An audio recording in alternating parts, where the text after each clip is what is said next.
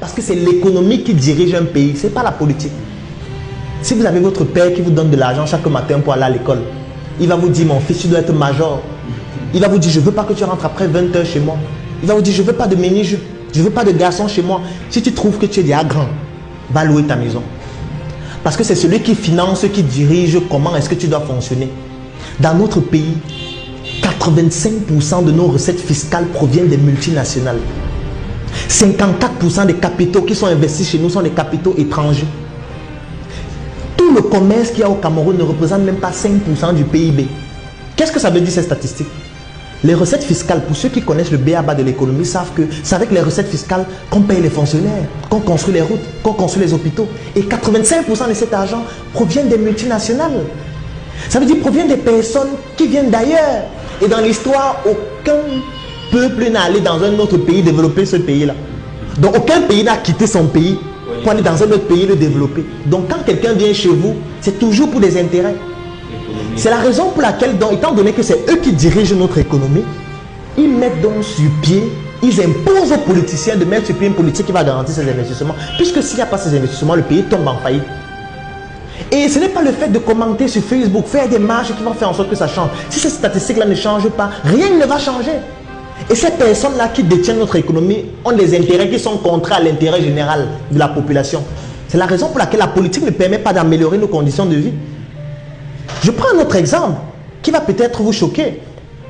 Moi, dernièrement, j'ai consulté les statistiques d'un service qui s'appelle Orange Money. C'est un service qui est en train de faire fureur au Cameroun, qui est en train de déstabiliser même certaines entreprises locales. Et les statistiques sont effrayantes.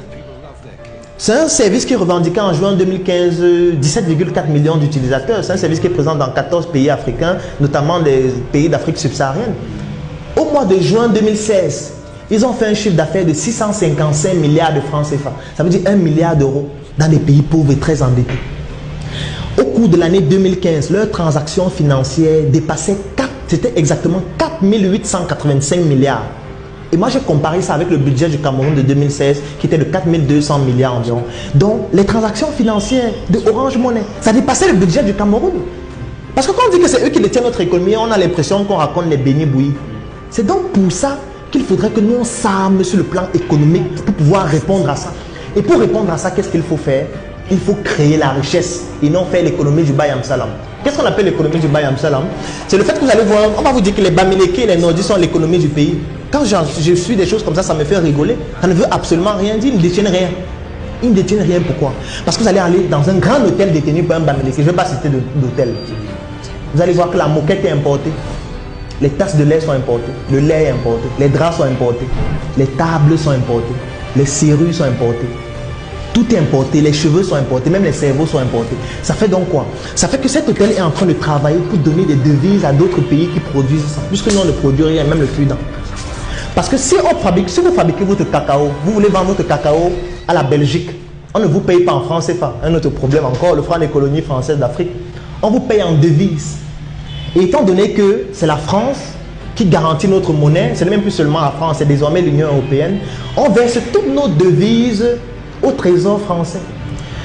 50% de ces devises-là, c'est la France qui les détient, qui prend ça, parce qu'ils garantissent notre monnaie.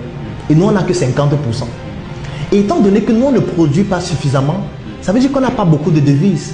Chaque fois qu'on consomme un produit qui vient d'ailleurs, on est en train de donner des devises à ces pays-là. Mais sauf qu'il faut, à un moment, il va falloir rembourser. Comme on ne produit pas suffisamment de devises, ça fait que le déficit devient de plus en plus grand. C'est pour ça que vous entendez parler de dévaluation de la monnaie.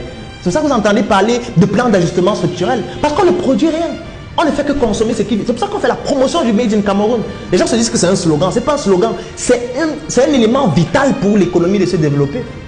Notre système nous a poussé à ne plus croire en nous, on se dit que voilà, la solution viendra forcément des autres. La télé est manipulée, la radio est manipulée, la presse est manipulée parce que l'information est orientée en fonction des intérêts des personnes qui les détiennent. Vous ne pouvez rien réussir seul, vous devez toujours vous considérer comme une pièce d'un puzzle, comme la partie d'un miroir qui s'est brisée et votre but c'est de vous coller avec les autres parties pour former la magnifique image que doit devenir notre pays dans très peu d'années. 2035, c'est loin, c'est maintenant qu'on le fera.